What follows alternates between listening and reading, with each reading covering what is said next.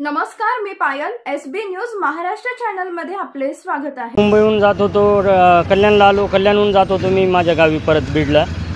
परंतु बीडला जात असताना या कल्याणला एका ठिकाणी पुढे मला माहिती नाही एवढं इकडलं ठाण्याचा अभ्यास नाही जास्त, तर त्या ठिकाणी 2-3 लोक आले.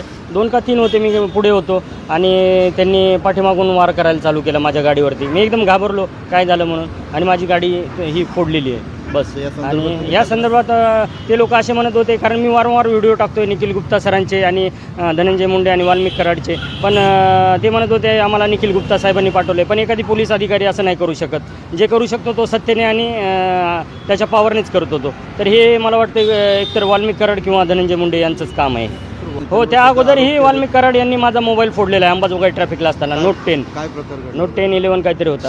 तो प्रकार असा घडलेला की ह्याच्यातमध्ये होतो मी. आपलं खासदारकीचं इलेक्शन असते, शेपवाडी म्हणून गाव आहे, त्या ठिकाणी मी 3-4 बूथचा इन्चार्ज होतो. त्या ठिकाणी सकाळी मला मुंडे साहेब मी अडवलं. बोगस मतदान होतं. सकाळी अडवलं मी त्यांना. आणि एक शेपवाडीचा एक वंजारी समाजाचा माणूससुद्धा पकडला मी.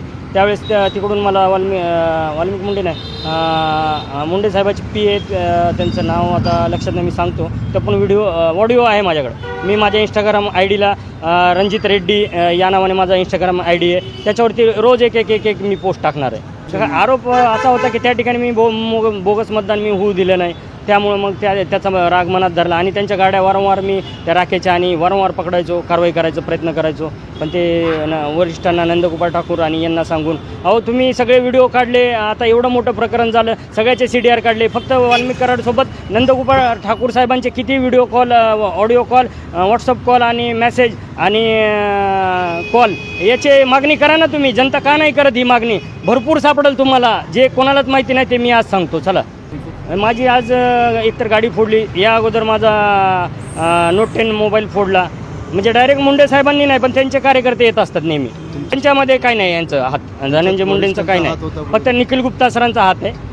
मग निखिल गुप्ता सरांचं मॅटर झालं. मला 12 तासात सस्पेंड केलं. लोकांना न्याय द्यायला एखादी बलात्कारित पीडित व्यक्ती जर आली ना पोलीस स्टेशनला, तर 48 तास लागतात. आणि यांनी माझी इन्क्वायरी करून 12 तासात मला निलंबन केलं. म्हणजे बघा, गृह मंत्रालय किती फास्ट काम करतं आपलं. माझी मागणी 4 दिवस माझा लढा राहील. मला जर न्याय भेटला नाही 5व्या दिवशी, एक तर मी काहीतरी सुसाईड तरी करेल, नाही तर वाम मार्गाला जाईल एकदम. मी रोज माझ्या इंस्टाग्राम ID ला टाकेन. रणजित रेड्डी या नावाने माझा इंस्टाग्राम ID आहे. मी रोज टाकेन पुरावे एक. आणि ज्यावेळेस निखिल गुप्ता सरांचे CDR निघतील त्यावेळेस मी सर्व पुरावे महाराष्ट्राला देईन. कारण एकदाच सर्व काही पुरावे देऊन मला हे नाही करायचं. मी फक्त माझा विश्वास आहे एकनाथ शिंदे आणि गृहमंत्री यांच्यावर.